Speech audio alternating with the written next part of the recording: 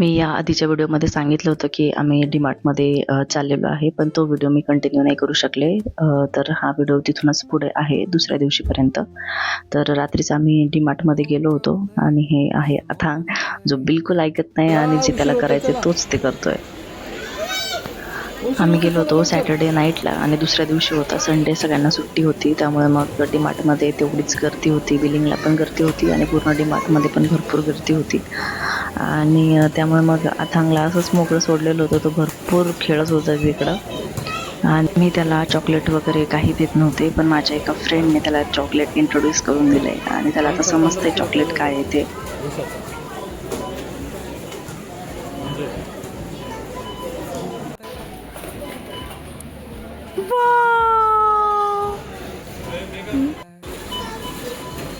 काय चला आपल्याला जायचे, चौकी घेतली चौकी, चला. आणि हा आहे सेकंड डे, म्हणजे मॉर्निंगमध्ये आमचा चहा नाश्ता वगैरे झालेला होता.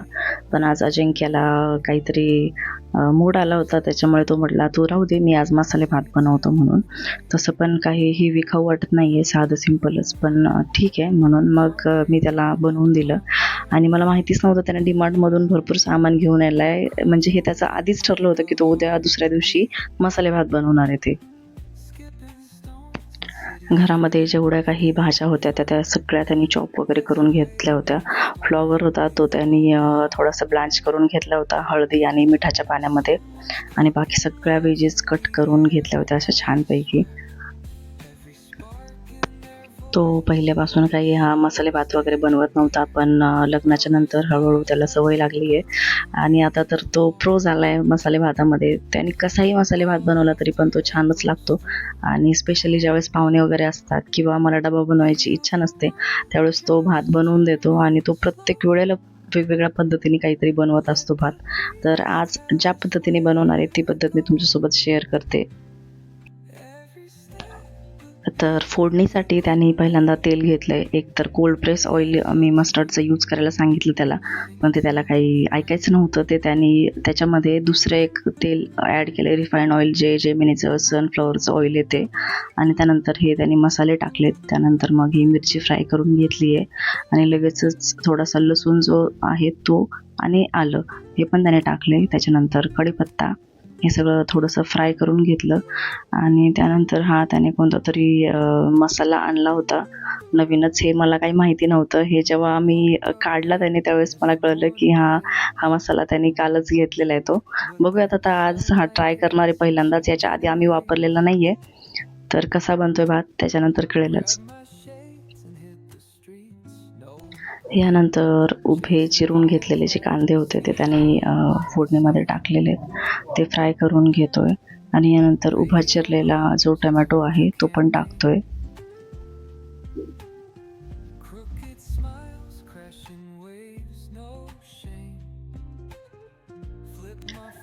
आता जे फ्राय करून झालंय आपलं, तर त्यानंतर हळद टाकली आहे, अंदाजेच हळद टाकली आहे, धना पावडर आणि जे घरी बनवलेलं आहे मम्मीने तिखट, ते थोडंसं तिखट पण टाकलं आहे त्याने.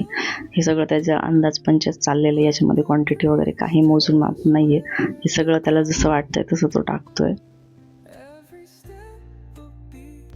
त्याला मोजून वगैरे टाकायला आवडत नाही, तो अंदाजेच सगळं टाकतो.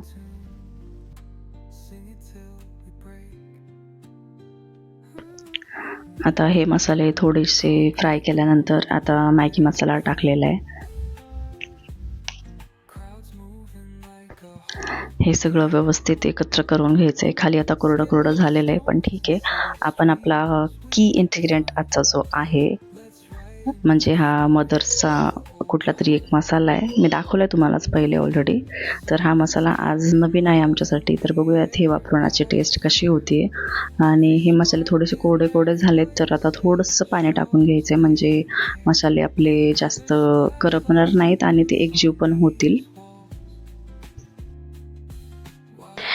आणि यानंतर आता सगळे व्हेजिटेबल्स जे चॉप केलेले आहेत, निवडलेले आहेत, ते वाटाणा, बीन्स, बटाटा, गाजर, फ्लॉवर, ह्या सगळ्या गोष्टी व्यवस्थित या मसाल्यामध्ये फ्राय करून घ्यायच्या चांगल्या.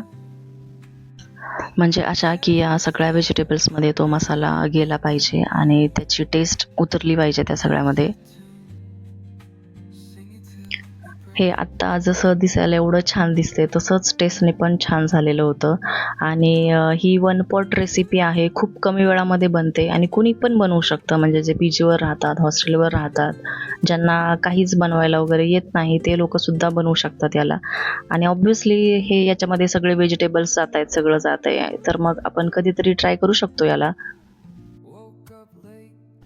आणि सध्याच्या उन्हाळ्याच्या दिवसामध्ये जास्त वेळ किचनमध्ये उभं राहू नाही शकत आपण, तर अशा वन पॉट रेसिपी मी ट्राय करते आणि ही पण रेसिपी खूप छान आहे, तुम्ही पण बनवून बघा नक्की. यामध्ये भाज्या आणि जो तांदूळ आहे या इक्वल क्वांटिटीमध्येच होता, म्हणजे इव्हन भाज्या जास्तीच असतील असं मला वाटतंय. त्याने भाज्या चांगल्या फ्राय करून घेतल्यात आणि त्यानंतरच थोडंसं पाणी घेतले आणि ज्यावेळेस त्याला आपण तांदूळ वगैरे टाकतो, व्यवस्थित हलवून घेतो, तोपर्यंत भाज्यांना एक चांगली उकळी आलेली आहे. आणि त्यानंतर मग कोथिंबीर टाकली आहे. मी असं बनवत नाही, तो असं बनवतोय. आणि त्यानंतर पाणी पण अंदाजेच टाकले आणि वरून घरी बनवलेलं साजूक तूप. झालं बस 2-3 शिट्ट्या घेतल्या की आपला मस्तपैकी व्हेज पुलाव, राईस रेडी आहे. याच्यामध्ये त्याने थोडंसं कमी तिखट वापरलेलं होतं, जेणेकरून अथांग पण हे खाऊ शकतो आणि त्याच्यासाठी काही वेगळं बनवावं लागणार नाही. हा मसाले भात, दही, कांदा, काकडी, पुदिना, मेथी असेल तर मेथी, टोमॅटो जे काही असेल ते तुम्ही घेऊ शकता. दही आणि भात बस एवढं मस्त कॉम्बिनेशन होतं ना हे. आज पण बघितलं की एवढं तोंडाला पाणी सुटतंय, एवढा टेस्टी बनवलेला होता हा भात. आणि त्या मसाल्याने पण 4 चांद लावले होते या चवीमध्ये. खूप छान बनला होता. आणि यानंतर मग एवढं आयतं जेवल्यानंतर मी थोडीशी फ्रेश झाले होते आणि खूप दिवसापासूनची माझी इच्छा होती की मला ही साडी नेसायची होती. भरपूर दिवस झाले होते याला घेऊन. मी एका Instagram पेजवरून ही साडी घेतली होती. मलमल कॉटनमध्ये आहे. एवढी छान वाटते ही साडी घातल्यानंतर, घातल्यासारखी पण वाटत नाही. कपडा एवढा छान आहे त्याचा. आणि यानंतर मग मी दुकानात गेले होते. मला थोडंसं भांडी वगैरे बघायची होती. मी खरं तर भांड्याचं एक नवीन रॅक आहे ते बघायला गेले होते. माझं जे रॅक आहे ते मला चेंज करायचं आहे. त्याने जागा खूप जाते आणि मला तेवढा यूज पण होत नाही आहे त्याचा. म्हणजे खूप मोठं रॅक होतं आहे मला आणि मला छोटंसं घ्यायचं आहे परत. म्हणून मी गेले होते, पण ते काही भेटलं नाही, म्हणून मग दुसरेच बघत बसले होते. काय बघायचं? काय बीपी? मम्मा काम करते ना. बीपी. अजून काय बघायचं? गाडी. कुठली गाडी? बीपी. अजून गाडी. कुठली? बीपी. कसं करतो मम्माला? कशी लाडी गुडी लावतो? कसं करतो मम्माला? बीपी बघायची तर कसं करतो? कसं करतो रे? असं असं ना. मम्मा मम्मा परत एकदा का? मग काय मम्मा मम्मा. काय करायचं? बीपी.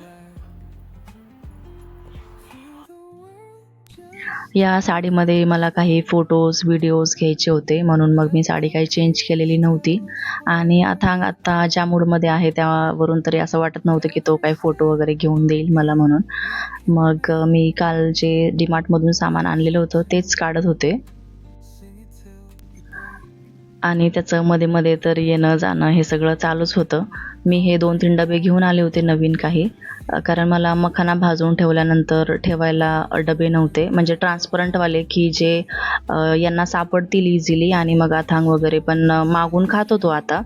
आणि तांदूळ, पोहे या सगळ्या ज्या गोष्टी आहेत यांना पण थोडे मोठे डबे लागतात, म्हणून मग हे डबे मी घेऊन आले होते काल. तेच मला धुवून फक्त ठेवायचे होते.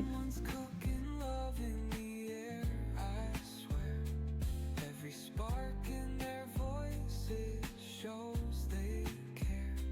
Colors splash हा जो मखाना आहे मी पहिल्यांदा हा 10 ते 15 मिनटं चांगलं बारीक गॅसवरती तुपामध्ये किंवा बटरमध्ये फ्राय करून घेते. ज्यावेळेस बटर असेल त्यावेळेस बटर आणि बटर संपल्यानंतर मग तुपामध्ये भाजून घेते.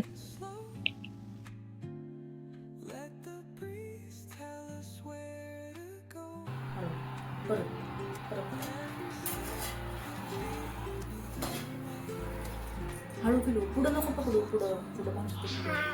हा कशा ते है ना हा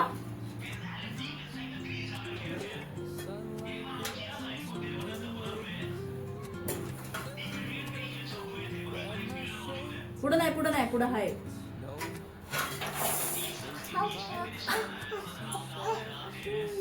बस जाऊ आता मम्माला लय मदत केली तुम्ही. जाऊ मम्मा खायचं. हा देते मी तुला देते तुझ्या. हा देते जा.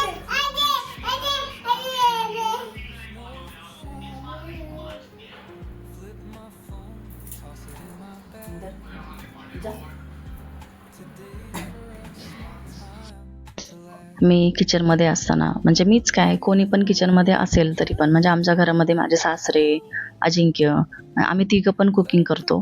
तर कोणी जरी किचनमध्ये असेल तरी पण त्याला किचनमध्ये उभं राहायचं असतं. म्हणजे किचनच्या कट्ट्यावरती उभं राहायचं असतं. बघायचं असतं त्याला की आम्ही काय करतोय. आणि जोपर्यंत त्याला कट्ट्यावर घेऊन उभा राहत नाही तोपर्यंत तो काय पुढचं काम करू देत नाही. म्हणजे पूर्ण घर डोक्यावर घेऊन ठेवतो.